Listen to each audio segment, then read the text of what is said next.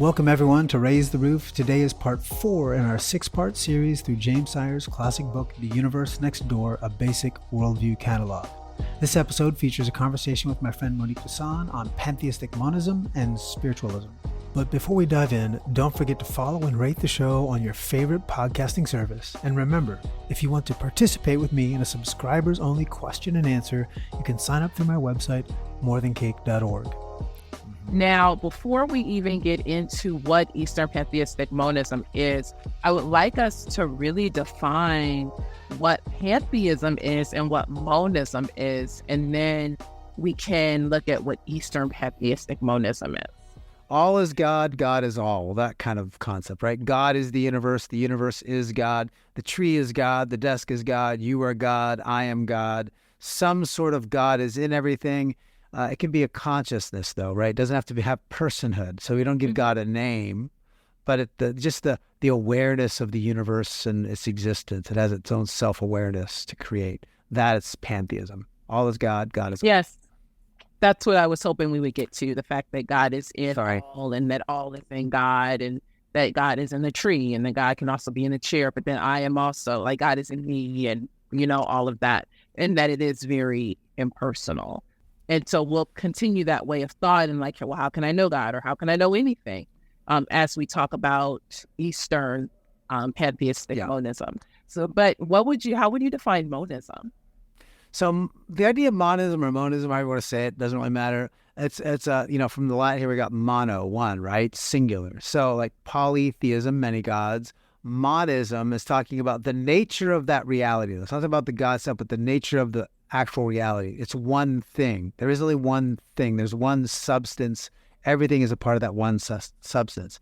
It's in contrast to, say, Cartesian dualism, the guy Descartes, right? He talked about we are one thing, but then there's an immaterial thing. It's a separate substance. There's a separate immaterial substance and there's a material substance. And those are very much divided.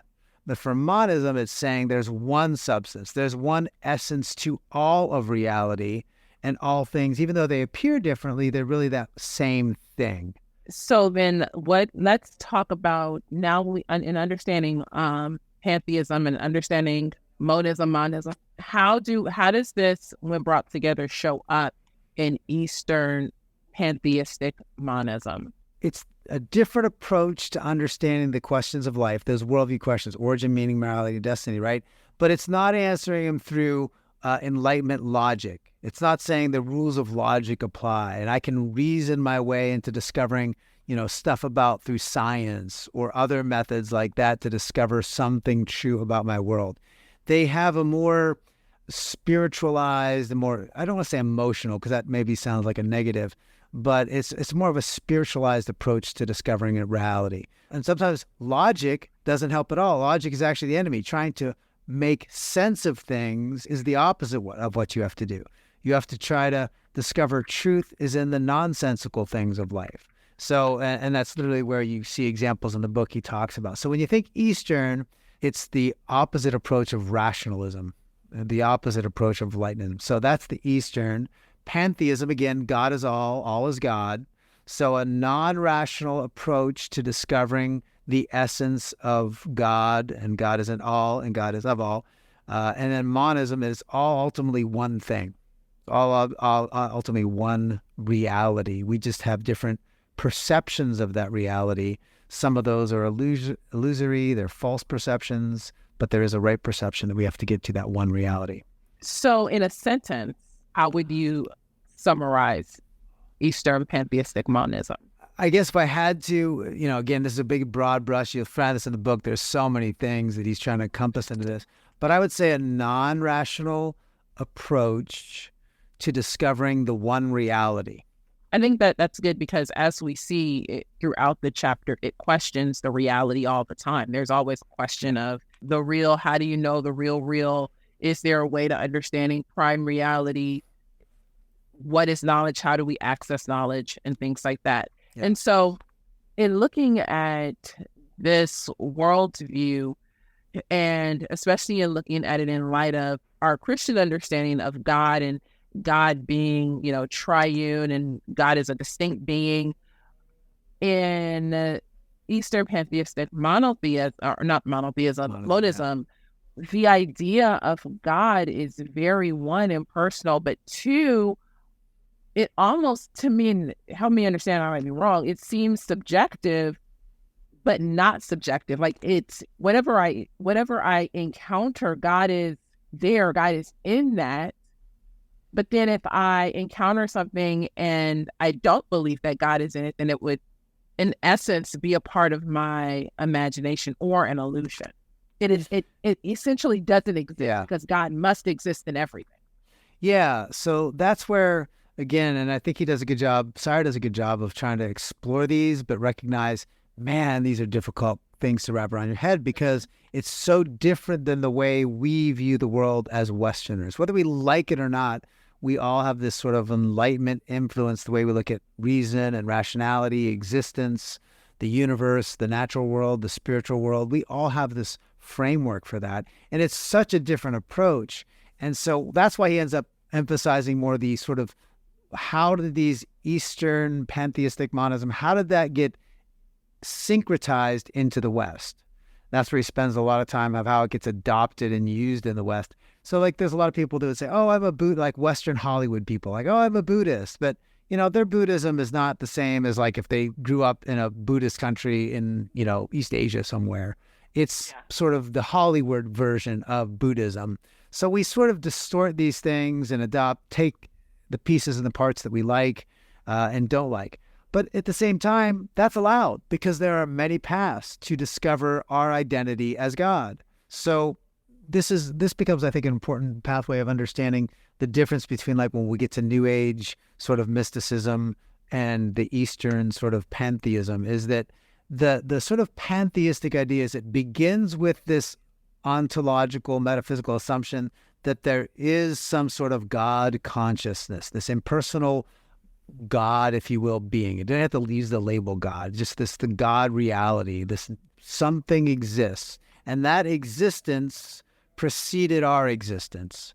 And the purpose of our existence is to move forward and be reunited with that oneness for which we have become separated from, because we fall into the cares of life or the illusions of life that we think suffering is bad. But suffering doesn't even exist. Suffering just keeps us from recognizing our oneness with the God consciousness, right? But that metaphysical assumption that the cosmic consciousness existed, that God exists, precedes our existence. And it's almost the opposite with the New Age.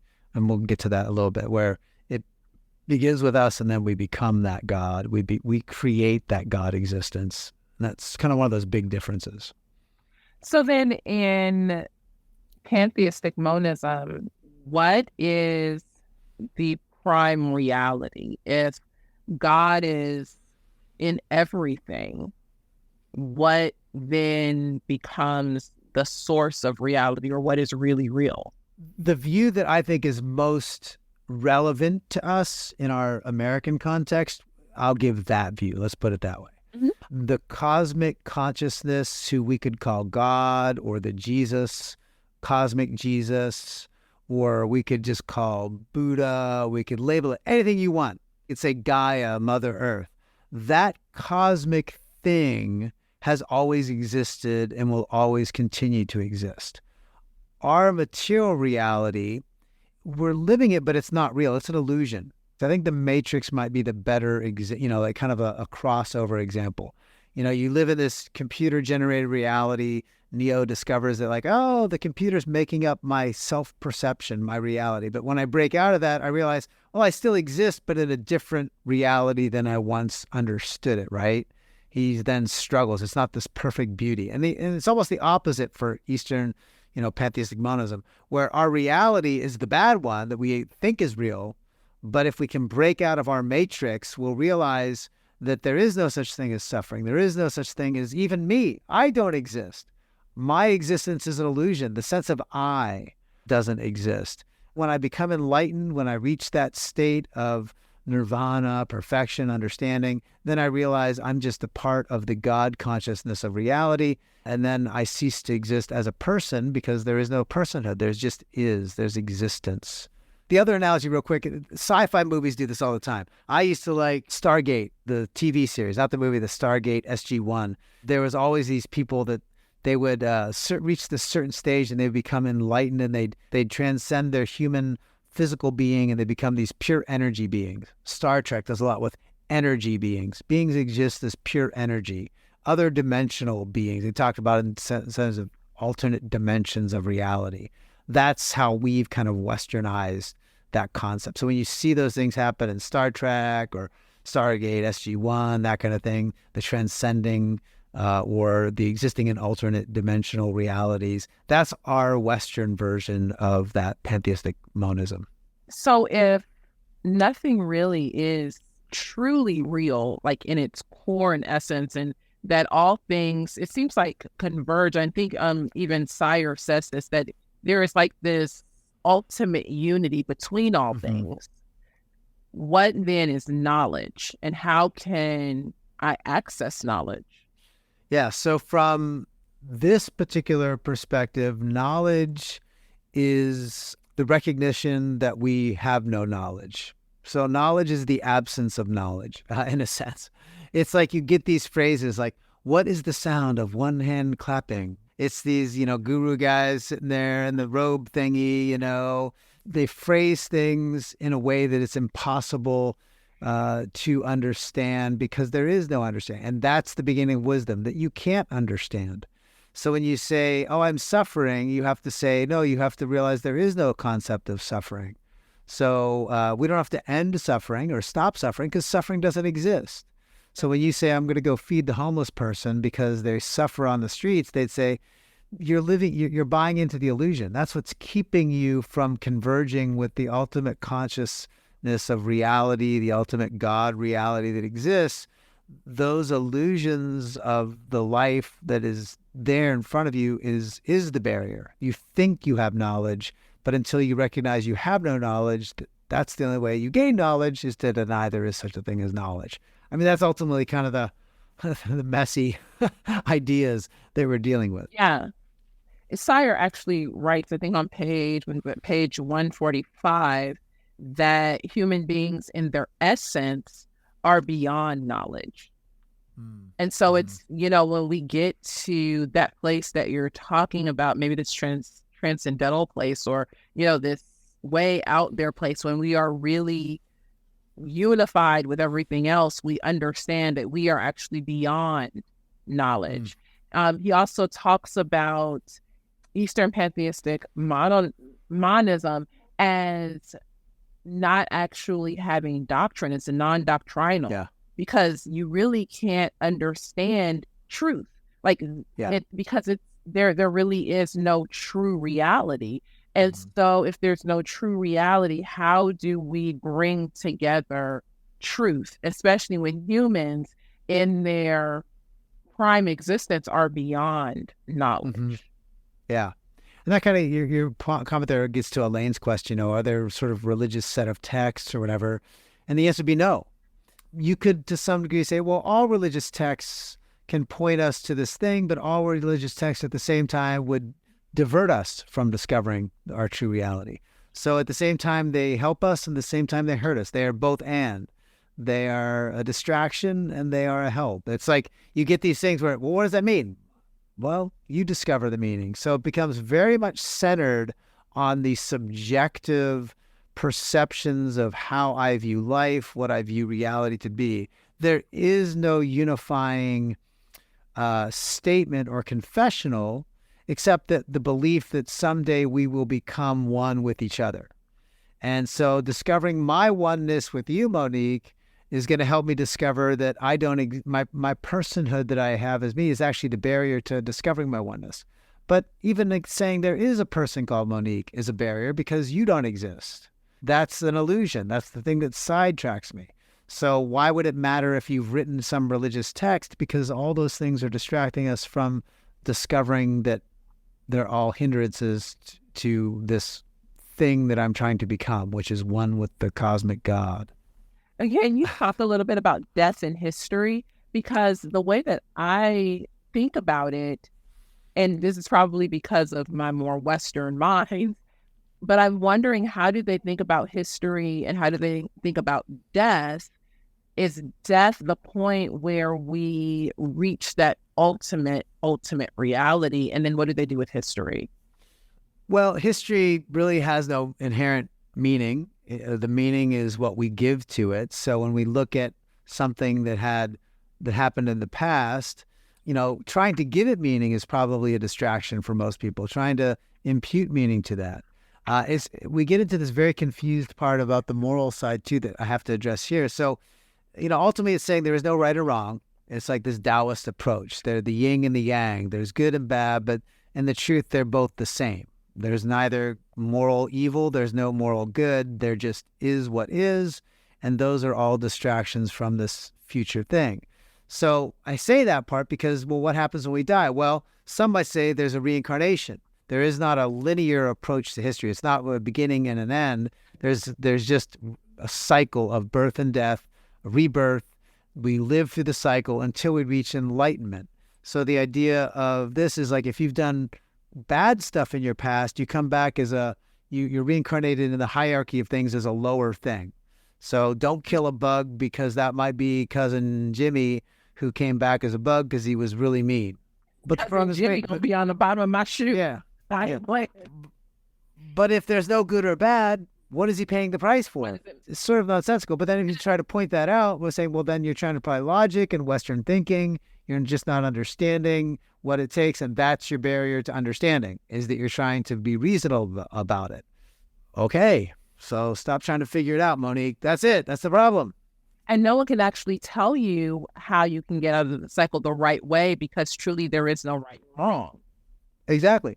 I think it makes me ask the question then of like, and I think this is just more of like the probably justice-oriented side of me of, well, how does someone get lifted out of poverty if they're in the lowest caste? Well, what do they think of it? Would, someone upholding this worldview, what would that person think of education?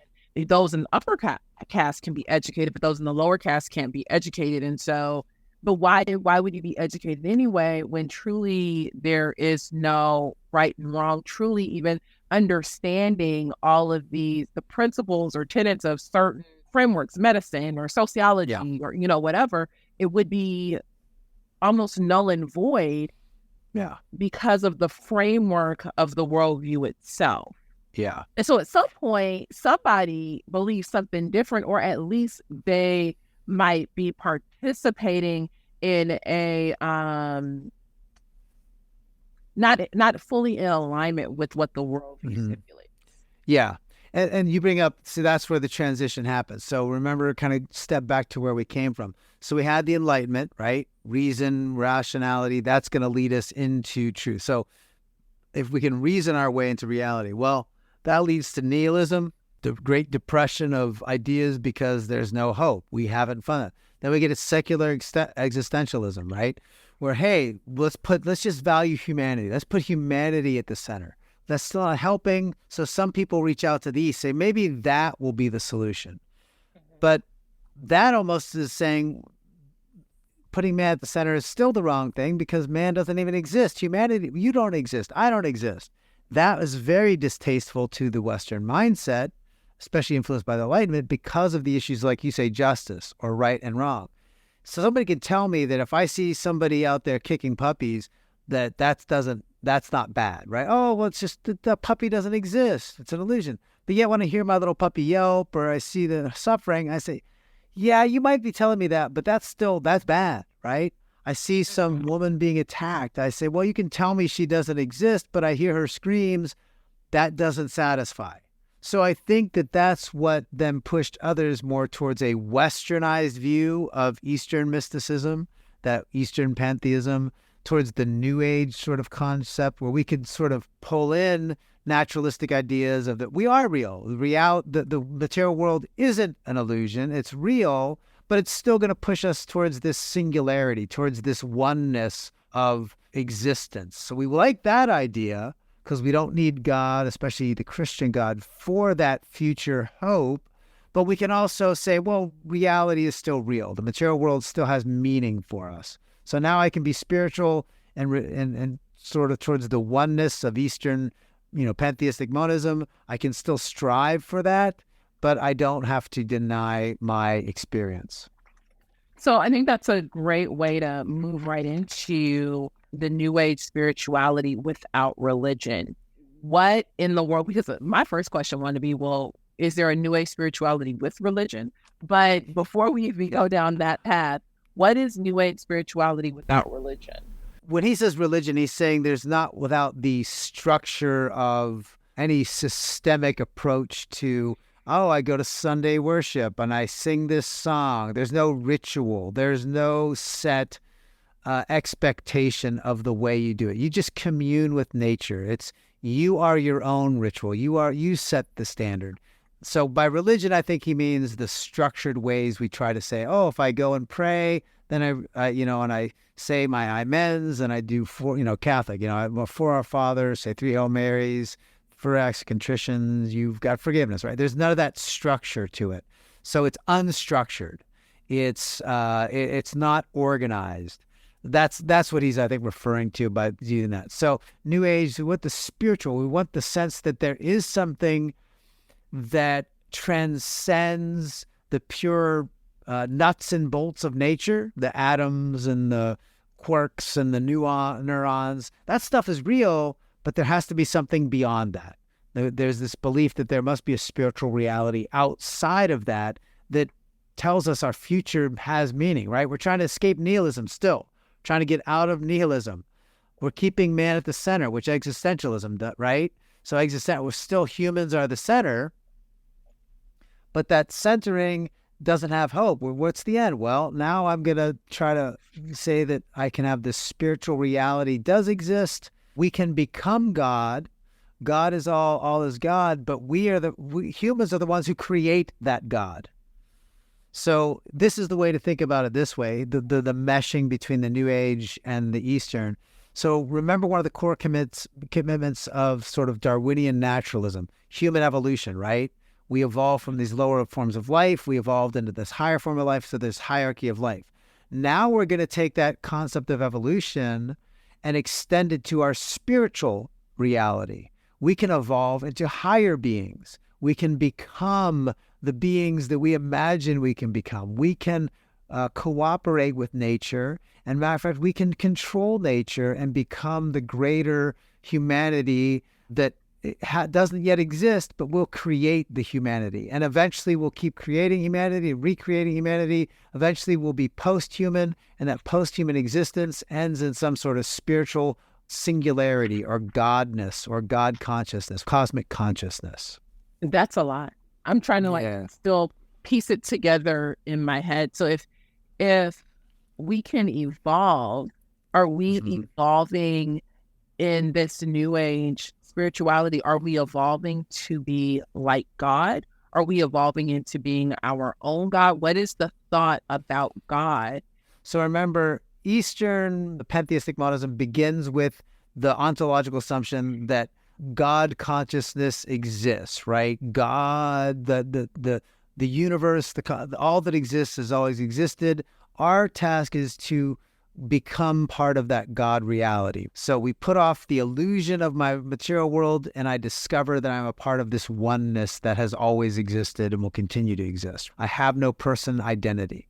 So on the New Agey sort of side, when that gets meshed together with Enlightenment naturalism, God comes into existence as we come into existence. So we're evolving. It begins with the material world, and it moves outwards towards the ontological, towards the ultimate thing. So ontologically, all that exists is nature, but we create a new ontology, a new existence for ourselves. So God becomes as we become. But we're creating God as we become God. And the science side of that's where we get into the concept of like transhumanism, which he doesn't address in the book. We evolve from lower pre-human creatures. We exist as humans now, but someday we'll be post-human. We'll exist beyond humanness. And so the technological, the Western side of that is we use technology. So we talk about artificial intelligence. We're creating the new intelligence, or we can become cyborg humans that use technology to help us advance beyond our limitations. So what are our limitations, whether they're moral or physical? We can transcend those by becoming post-human. And ultimately, the goal is to transcend everything we know about our existence today, to become perfected in this God consciousness. Again, the more transhumanist word is singularity. Would you say that singularity is in the West what that unity is in the East? Yeah, so I think in the East, the unity already exists. We just have to get past the illusion of reality to discover we're already a part of that unity.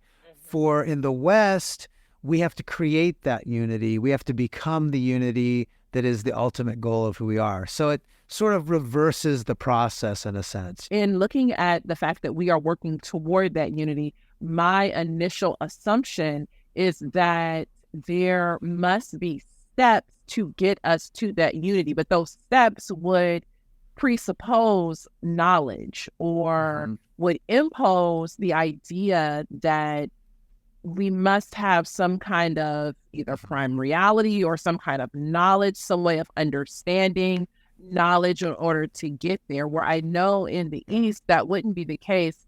For the New Age, what is the source of knowledge or reality, and how do we know what we know?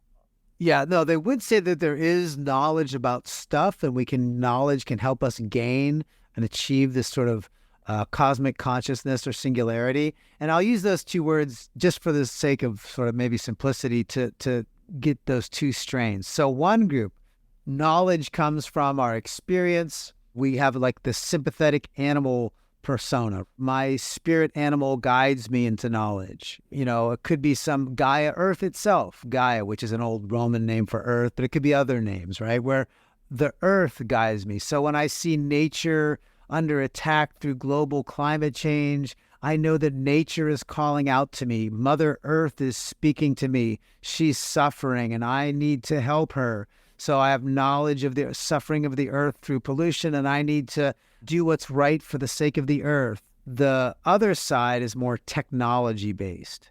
So the idea of singularity comes from that transhumanist movement where our knowledge creates technology. Technological innovation helps us discover what's true about our potential future.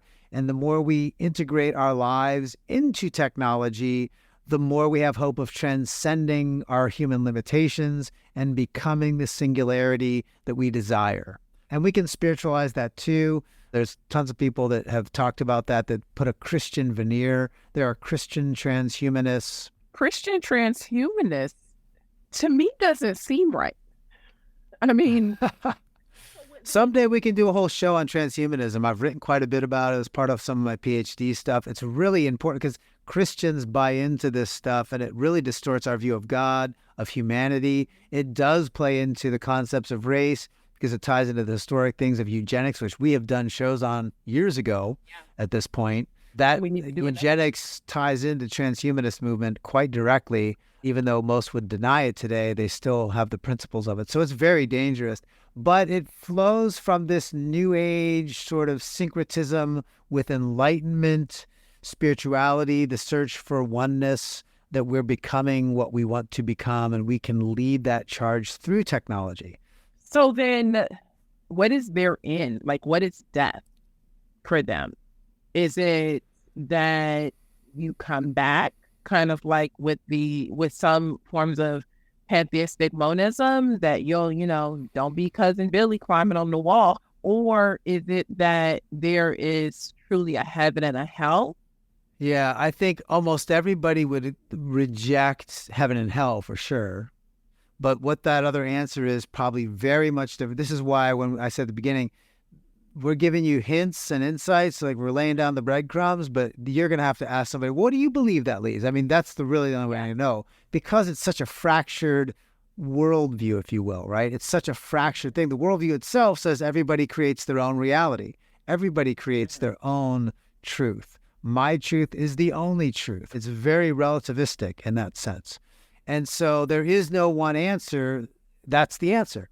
It's a whole mishmash of ideas because it's all based on desires, personal, existential, man-centered. What's my vision of beauty? That's the way we must get there. Mm-hmm. I wish I can go live in a mall.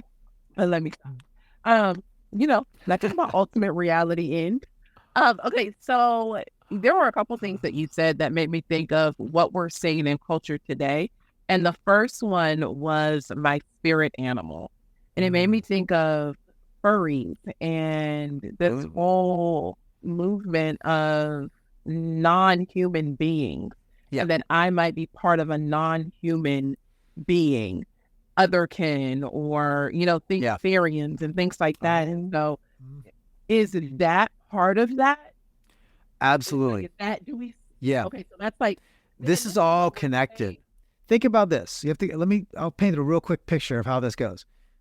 For Darwin, the idea was that the idea of dual, male and female, evolved over time, right? We were all sort of this amoeba, the thing, and then eventually we evolved into this sort of dualist sexual reality, right? Male, female, for the sense of survival. This was just purely survival. That's the only reason we evolved into male and female. There's no intrinsic value to maleness or femaleness. It's all a biological mechanism to help us survive. But if culturally we evolve beyond that and we can transcend humanness to some greater future, why do we need male and female at all? We can transcend that sort of expression that was necessary historically, but we don't need it anymore.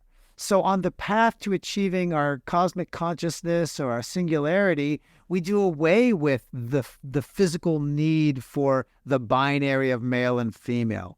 And then once we do that, we can say, why even be human at all? Why not otherkins? Why can't I be a fairy? Why can't I be a dragon? Why can't I be a unicorn? And then we have surgeries to shape our physical body, not because the physical even matters ultimately, but it's a way of trying to help my body discover its new spiritual reality as this other thing, this other creation, that our imagination determines my reality, right? So instead of enlightenment, reason, I think, therefore I am.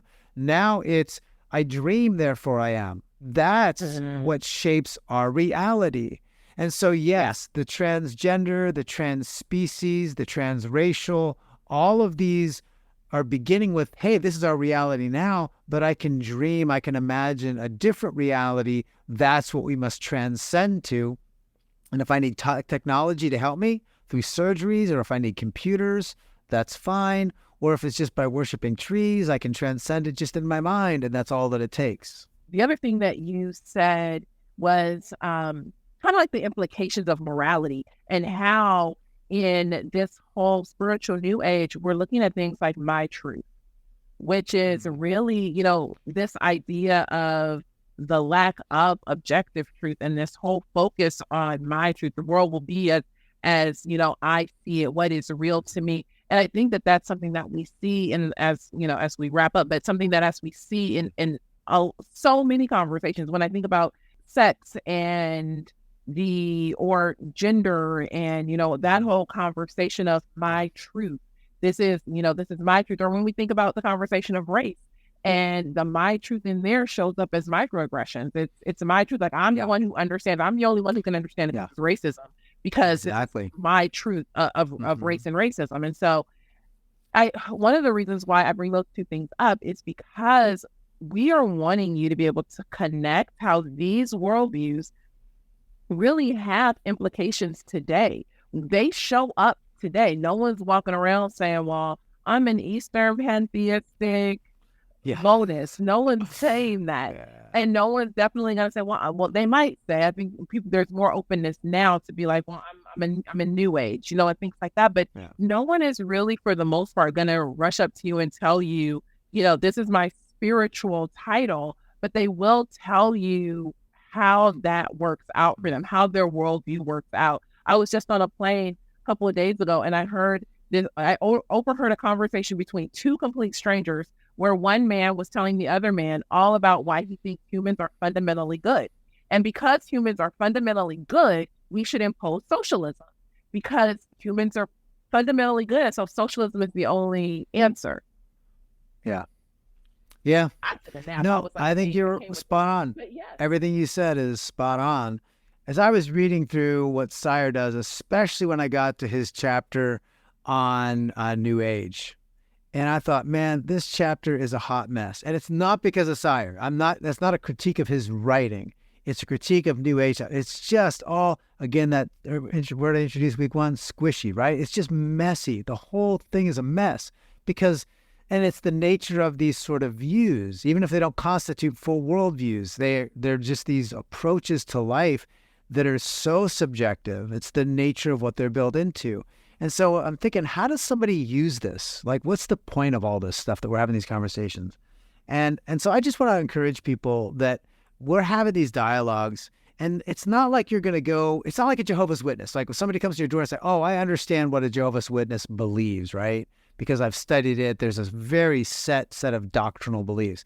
But when we're talking about these views of Eastern mysticism, Pantheistic Monism that he talks about, when we're talking about New Age, what you need to know is just enough to be able to ask good questions, because you're not going to find anybody who matches exactly what you read. The motivation for this should be, I want to have conversations with my family, with my loved ones. When I hear these certain buzzwords come up, like words that you read, you're like, aha, I have a question. What do you mean by, new consciousness? Or what do you mean by cosmic Jesus? Ask it. It'll give you questions to ask so you can find out what they mean by it. Because what they mean may not match like anything in the book, but the language they're using, they may have bought into some of these ideas. So these are all learning to have lead-ins to these conversations. That's the only way you're going to unpack this in real life, outside of the academic study of these things. That's only giving you a platform to engage people so you can point them to the gospel and why those views are leading you down wrong paths. I guess that's the word of encouragement I have, is just don't be overwhelmed by this. Just let the Holy Spirit bring back to your mind things you've studied when you need it, and he'll give you the words to say, the questions to ask.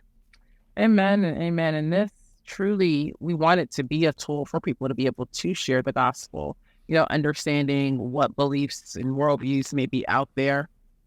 And then, helping you to be able to formulate good questions so that, you can go out and proclaim the truth of Jesus to someone who might not believe. Renee did say something related to what you're talking about, the my truth thing. I actually think there's nothing wrong. The concept of my truth does fit within a Christian worldview framework, but where it diverges is if we think my truth is the ultimate reality of truth. But my truth is still works if I say, like, for example, my truth is I love peanut butter. Is that true or not? Well, does it correspond to a reality that I truly love peanut butter? Okay, well, that's true. It can still be false. If I could say, okay, I like Monique. She is a wonderful person. That could be it's not your truth. You may not like her. Well, who would say that? Nobody, but you know what I'm saying. A lot of people, right? But that would be true for me, but not true for you. So there are things that are true for me that aren't true for you, but to count as truth, they still have to correspond to a reality. So if I say I like Monique, but yet behind her back, I'm stabbing her back, that is a lie. Okay, because I've lied about what my truth is. So there's still a truth component that has to be measured from the Christian perspective.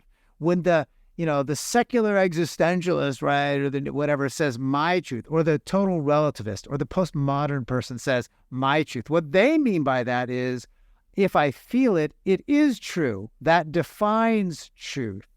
That's the distinction. So when somebody says my truth, that's okay. The question you want to ask is, what do you mean by that?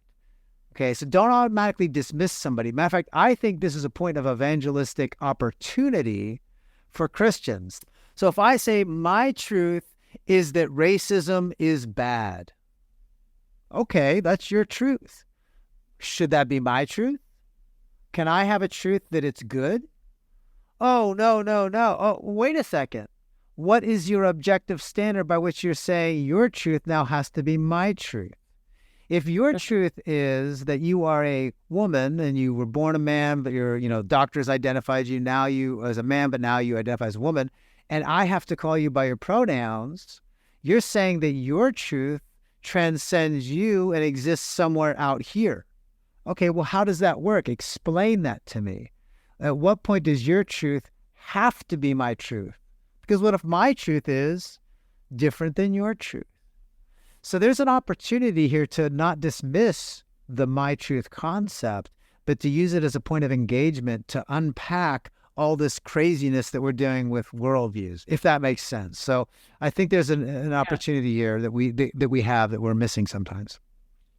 No, I hear you. I tend to call it like subjective truth versus objective truth. If I hit my toe, it could be a subjective truth that I am now like I don't like Legos because my truth is that Legos hurt every time I step on them. You know what I mean? It just there's something that's true to me versus something that is true all the time throughout all times, places, and spaces. An objective truth is that 2 + 2 is 4, regardless of skin color, socioeconomic status, or ability. 2 + 2 is 4, where there are other things that may or may not be true based on a person's experience.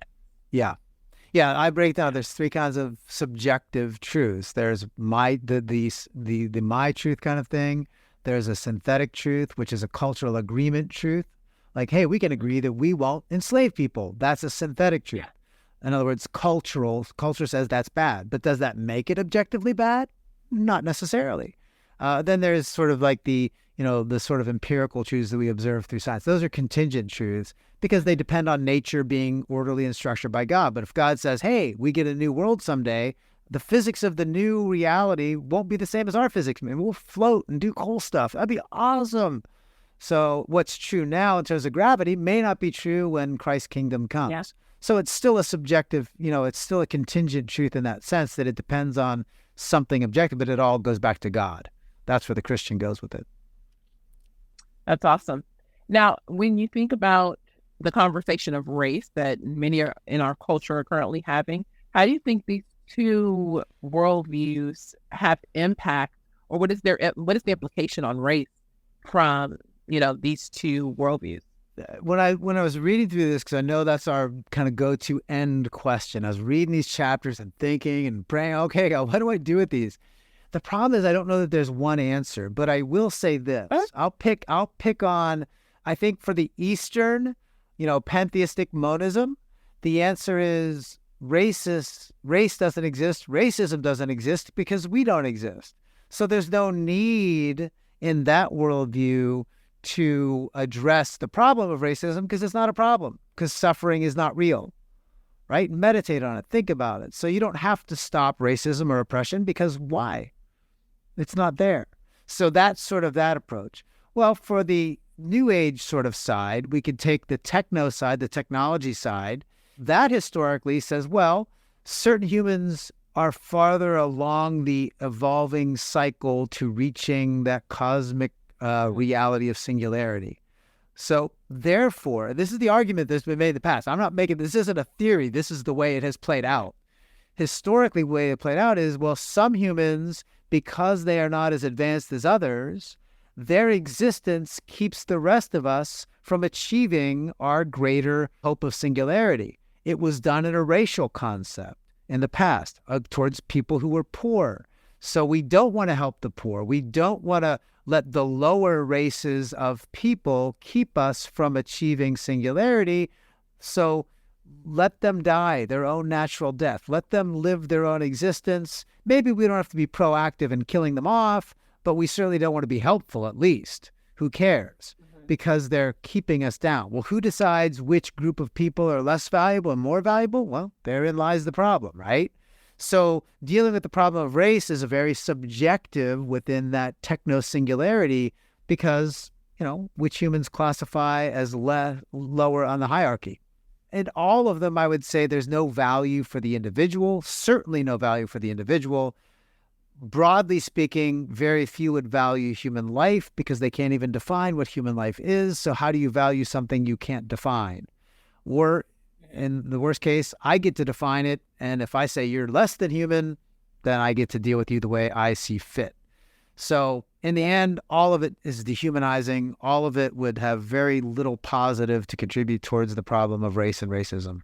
What you described and everything you just said is just the reality of what happens when we try to craft and construct our own God and our own morality and trying to put ourselves in a place of being oneness with or even evolve beyond God.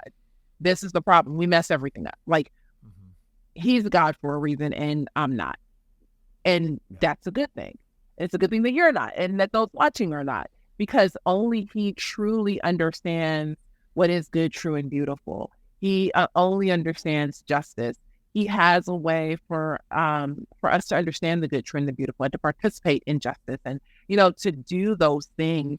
And no, we're not saved by doing, but the reality that we can have relationship with him and we can live from a place that he calls us to is a beautiful thing, and it values life. And that's, I think, what I'm struck with is that so many other worldviews don't have an inherent value of life. Mm-hmm. Yeah.